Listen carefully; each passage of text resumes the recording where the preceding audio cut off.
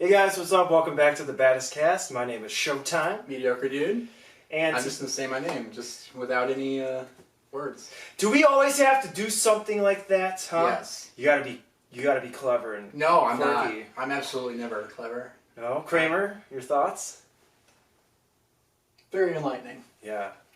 Today we're going to talk about a movie that just came out recently, in the vein of Adam Sandler. It's true. It's called Uncut Gems. Shot intravenously into Adam Sandler. Yeah. So it's kind of like when we talked about the Merowitz stories. We want to like just be able to see a movie and then like talk about it. Right. So I think that'd be kind of interesting. Let us know like if you like this kind of thing. And we tied these together because they're Adam Sandler in a dramatic role. Exactly. And he's a pretty great actor, actually.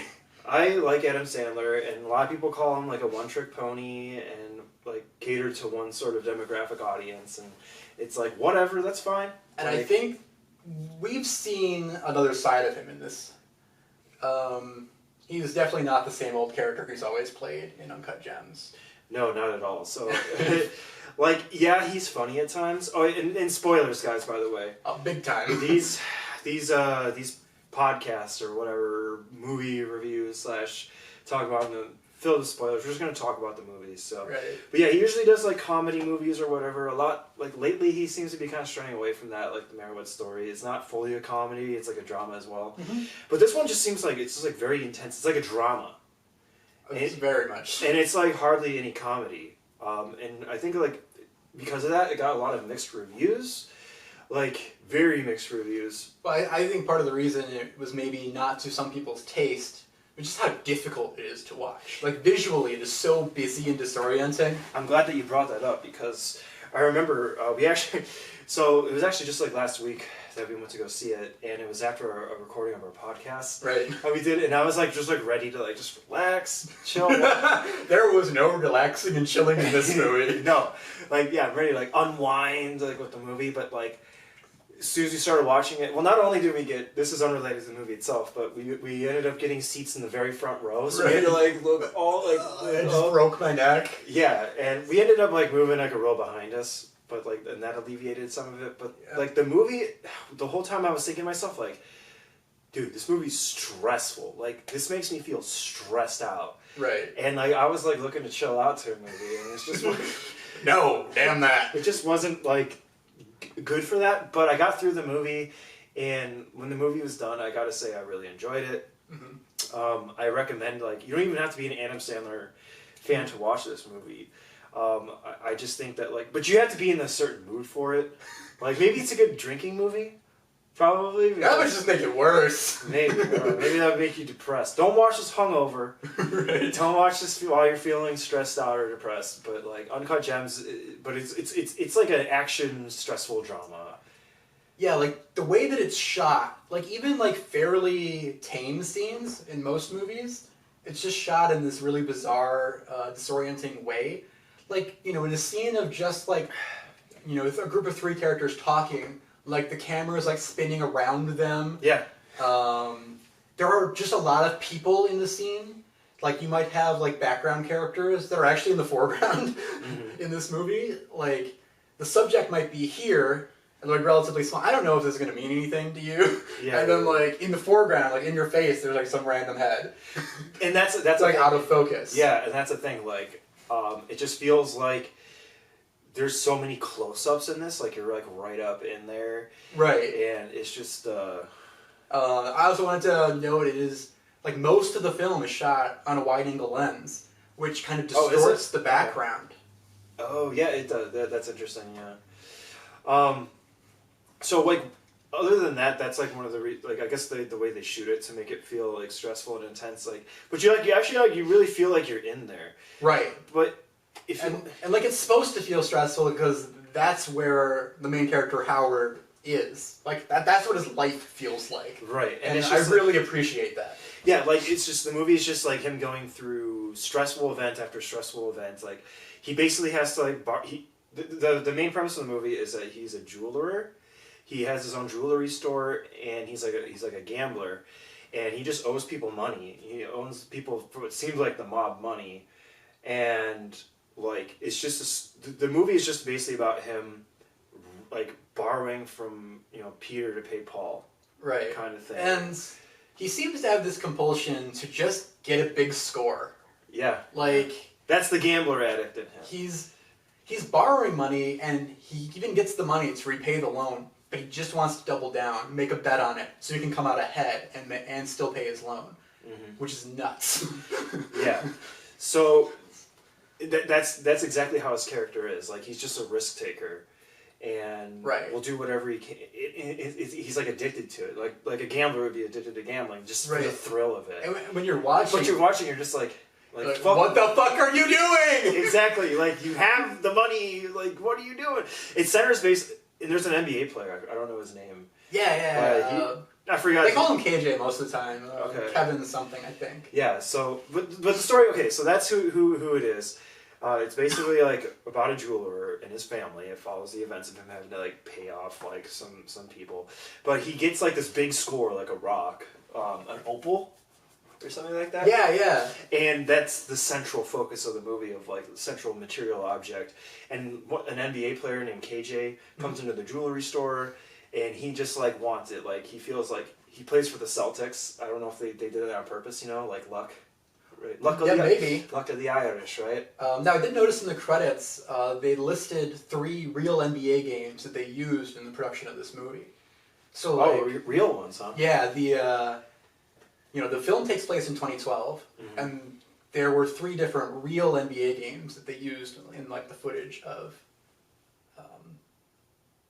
the games that they used. Fun fact, and it takes place, I believe, in like Philadelphia and New Jersey. Yeah, maybe New York City in some parts. Yeah, it's on the East Coast.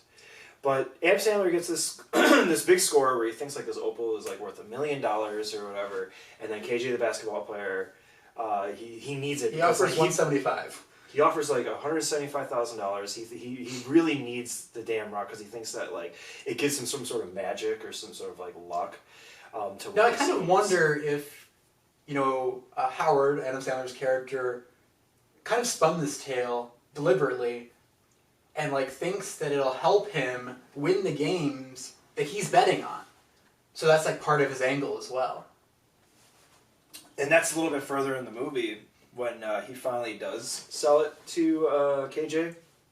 We're kind of jumping ahead, but like... Well, he bet on a previous game early in the movie as well. Oh, okay. Yeah.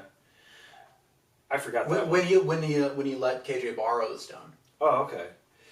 I don't remember that part, but yeah, you're right. He won that one too. Oh, and what happened was the mob intercepted the bookie, who took the money, and he would have won that bet. I must have missed that part. I don't know why, but okay. But then later in the movie, there's another time where he bets on him as well. But yep. But yeah, and it follows like his personal like family and stuff. Like he's cheating on his wife he has like a mistress. And at the beginning of the movie, you kind of just think of her as like, oh, she's just whatever. She's just some dumb young whore or whatever. But like as it goes on, like man, you see, like she really cares about him. She really cares. Like I was like, oh my god, like she actually loves this man. Like, Howie, and she got a tattoo of his name on her fucking butt. And it's just like there's so much emotion between those two. It's like I actually started like really like started feeling for her. And yeah. Like, but at first I was like, ah, she's just some dumb whore, like some dumb mistress off to the side, right? But surely that's how his wife feels.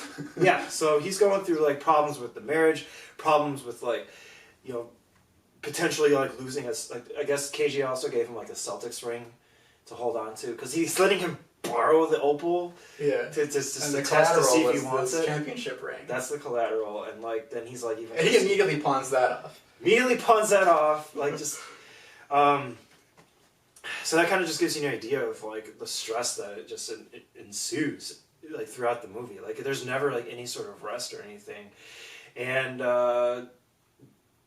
eventually it gets to a point where like he auctions. Where he gets his ass kicked and then like yeah, and his daughter or son's play, I think is his daughter's play. The mafia people follow him to the place, and he just like literally like just gets his ass beat and then fucking like his clothes and everything because they're trying to collect money. One of the mafia people is actually in his family, which is kind of a weird dynamic. Right. So like that's there too. Like he's like, don't his brother-in-law, so his wife's family, which may not help the situation as they get divorced. So that kind of gives you an idea of like possibly how he got the money. He probably got it from his from his in-laws family. But yeah, it's just following him. Like he's going through all these things, and like he just somehow just keeps springing back up and like, oh yeah, I got this. I'm gonna do the next thing. I'm gonna do the next thing, or whatever. And then it gets to a point where he wants to auction off the opal. Right. Before, like KJ put an offer of $175,000, like you said. Yep. And tried to use this auction to drive the price up. Exactly. KJ was in the auction too. Yeah. But he backs down because he knows that he's being set up. He has an advisor with him, and she basically like whispers in his ear and stuff, and yeah, but like the whole idea was to scam him, like to get him to raise the price. So like. He got it appraised, the opal. He thought it was $1 million, but it was like worth like $250,000 at the most at this appraiser place. And so he was just like, well, we'll just try to get like $250,000 out of it. So his family member or something. Yeah, his father-in-law. And as he's submitting these fake bids, he's just hating it every time. You just tell like he's like shameful each time he makes the bid. So he has his father-in-law basically be the guy that like challenge bids or whatever with KJ to keep raising the price because he would have gotten it at an earlier. He would have gotten it for like $150 much earlier. So like, and he's just like, oh, I'll pay you money, and I'll give you money like for this. Like, don't worry, I got you. So and if you end up having to pay it, and he's still like further digging his grave because he owes his father-in-law $35,000 now. Yeah. So it just keeps getting deeper and deeper, and like this is where, and then he gets his ass kicked again because he like smart mouths, I guess, to these guys or whatever, the mafia guys, and so he gets his ass kicked again, and like now he's out of like he's got the opal still, but like out of even more money, and he's just like, and this is like the arc of the film where like you just see his character just break down.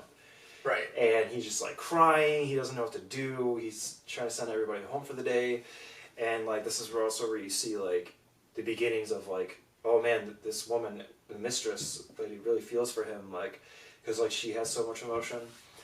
But yeah, and that's when he finally sells the opal, and then you think he's home free, but that's not good enough for him. Right. Yeah, he sells the opal to KJ because he doesn't know what else to do. Like I guess they find out that he still wants it, but for $175. Right. I believe he sells. Now we never know how much he owes, actually. I think that we assume that he had enough, but just paying back his loan isn't good enough for him. He wants to bet big and come out way ahead. Like that's basically what the plot of the movie is. He's just trying to make it big. And just the way, the whole tone of the movie, like, it can't work. Yeah. You don't know how. And honestly, for me, he really trusts his girlfriend there, his mistress. Oh, yeah. He really trusts it. Oh, yeah. Like, something's going to go wrong. I thought it might have been with her. Yeah, that's what I thought too. How can you trust her? How can you just hand off $175,000 to her? Well, there's a part in it too, like after, so you're kind of jumping ahead here, but he basically gambles all the money on the game while KJ has the opal, and he ends up, long story short, he ends up winning. So he wins like $1 million. Oh, wait, you're skipping a whole lot here. Yeah, I know. Because, like... I wanted to talk about how there's a part in it, though, where it makes you feel like she's backstabbing him. Right. But I guess we'll get there. But I feel like, so the mob guys, like, they come to his place. Yeah. And they get locked in his vestibule. Right. And I feel like that's such a, like, this uncanny, like, this bizarre situation to be in. And, like, you see that one guy, like, looking at him like a fucking piranha the whole time. Yeah, so while they're watching this basketball game that he's bet on. There's one specific guy, there's one specific guy. His name's Phil, actually. His name's Phil. Apparently, like, he's like the bad guy at the film. Yeah. He's like the main antagonist. He is just pissed in that vestibule. He just hates Howie, Adam Sandler's character, and he's just super pissed. And, go ahead. But it's just this bizarre situation that you have these three guys, like, trapped in this vestibule, watching a basketball game, and he's outside, like, just so excited that he's winning this bet. So, like, I know we're jumping around or I was jumping around, but just so you know, he sold KJ the Opal for $175,000 because he was still interested in buying it. He took that money, gave it to his mistress girlfriend to gamble it on a game. KJ did, and he ended up, and then the guys that are hunting him down for money, he locked him in a festival to watch him win that game, and he ended up winning that bet. He won the bet with like $1 million he would have gotten. Yeah. And like that itself is amazing, but like you know what this movie is. You know they're gonna pull out the rug at some point somehow. Yes. And damn do they do that. Holy fudge. Fudge and shit. Do you want to or do you want me? Well, so he wins his bet. Yeah. And he unlocks the vestibule. Phil says, "Alright, you made your point," and then shoots him in the fucking head. Yep. Just like clean straight up, like right here. Like, or on this side. Like in the cheek, basically. Right. Just like, and I was thinking the whole movie, it's like, dude, there's no guns. I was like, this is the kind of movie that you would think there'd be guns. We've seen Phil's gun prior. I think the first time you see the gun is when he's in the vestibule. Yeah. He tries to shoot the glass. So basically, in the scene where Adam Sandler's character gets shot, that's the first time you even see a gun. No, he tries to shoot the glass of the vestibule. That's what I'm saying, but that's still the same scene. Because Well, that was before the basketball game, but yeah. But you get what I'm saying. Yeah. Like, it takes all the way... That's like the end of the movie. That's like the climax sequence. Like, the whole time I was watching this movie, I was like, man, not even a gun. Right. And then that part comes up, I'm like, okay, so there is a gun. And so it made it that much more climactic when he did just like... Yep. Pops him in the fucking head. And that's it. And then he pops his fucking brother-in-law or whatever. Yep. Right in the fucking head because he's a witness and he's gonna get fucked. Or he's gonna fuck him over probably. And then they just start robbing the place. Actually, I did want to raise something about how he's a character. Like, he fights back a lot. Like, Howie? Yeah, he punches up. Like, he doesn't care if these guys can beat him up. He's still gonna fight back. He's got a lot of resilience. Yeah. That's for sure. Like, he's very proud. But there's one other big point that I wanted to make about this. Like, the plot could work. Like, in other movies, like, let's say this was a Danny Ocean movie, like an Ocean's 11 kind of thing. Uh-huh. You know? Like, his plan is, he owes the mob, he wants to get the money, then gamble it, make a bunch of money, pay back the mob, go home happily ever after, a rich man. Yeah. Like, that's the plot of a movie that could work. And this was not that movie. No. That's kind of where it was going, though, because you really feel for it at the end. You're like, oh my god, he actually won the fucking money! He did it! Like, that's did it! That's a triumph. That's amazing. That's awesome. Yeah. And there are movies that would just end like that. Like, he's fine. You know, he paid off the mob, he's rich, he goes home happy. That's the movie. But this was not it. That was not that movie. And you knew it the entire runtime. The movie was so stressful, and yeah, exactly like you said, it was a tragedy. Right. He had the main character that you follow throughout it ended up dying in the end, and then going back to what I was saying, like it shows like his mistress like met some guy earlier, like some rich dude, and he hides their mafia guys were following her too. So to run away from them and hide, she decided to take advantage and go to that guy's hotel room, and you just see him carrying the bags of money. You're like, oh shit, are they gonna run away together? But no, he just throws it into the limo with her, and she's like, all right, I gotta go, and then she leaves. And that's the last. But she doesn't know that he died yet before the movie ends. But we're running out of time here, but one last thing I want to say is that I think that they leave you kind of on like a cliffhanger. I don't know, like, this is just I didn't feel that thought. This is how I felt. He shoots him in the cheek. The movie ends with the Adam Sandler close up his face, showing you where exactly he got shot. It wasn't like right here; it was here. Right. So it's possible that he was just like he's still alive, but he's in like real bad fucking shape. You don't know. Like maybe he's in like a coma now or something. I think he's super dead. Like you see like a ton of blood under him. He's been there, not moving for a very long time. And I also imagine with everything going on in the jewelry store, like he's not getting help anytime soon either. Like maybe if there was like already a medic there or something, like where they could get him out of there and get him some help, like maybe, but I just don't see that happening in this situation. So I don't know. It's just like that's just what I took from it. But that's basically the movie Uncut Gems. Hope you guys really liked us talking about it.